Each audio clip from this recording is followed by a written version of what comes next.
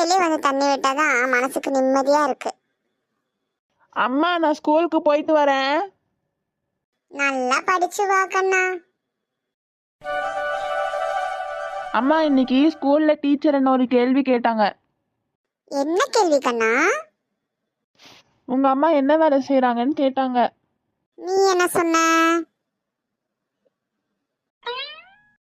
நீங்க ஆபீஸ்ல வேலை செய்றீங்கன்னு பொய் சொன்னேன். ஏன் கண்ணா? அம்மா ஒரு விவசாயின்னு வெக்கமா உனக்கு? அம்மா என் ஃப்ரெண்ட்ஸ் எல்லாம் டாக்டர் இன்ஜினியர் ஆஃபீஸர் அப்படின்னு சொன்னாங்க.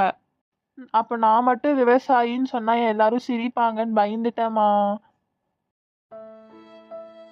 என்னம்மா இன்னைக்கு உங்க பையன் ரொம்ப அமைதியா இருக்கான்?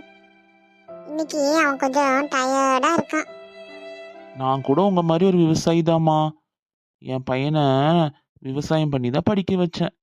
அவன் இத எல்லார்கிட்டயும் பெருமையா சொல்லுவான். அவன் இப்போ பெரிய ஆபீசரா இருக்கிறான். உண்மையா அங்கிள்? கண்ணா, பொய் சொல்லி உயர்ந்த வாழ்க்கை நமக்கு வேணாண்டா.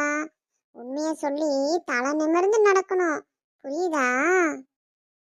மா சாரிம்மா, நாளைக்கு ஸ்கூலுக்கு போனோடனே ஃபர்ஸ்டா டீச்சர் கிட்ட சொல்லிடுறேன். அம்மாக்கு அதுதான் பெருமை கண்ணா. மிஸ், எங்க அம்மா ஒரு விவசாயி, நான் அதுக்கு பெருமைப்படுறேன். இதுதாண்டா உண்மையான வெற்றி. உண்மையை நினைச்சு எனக்கு ரொம்ப பெருமையா இருக்குடா தம்பி.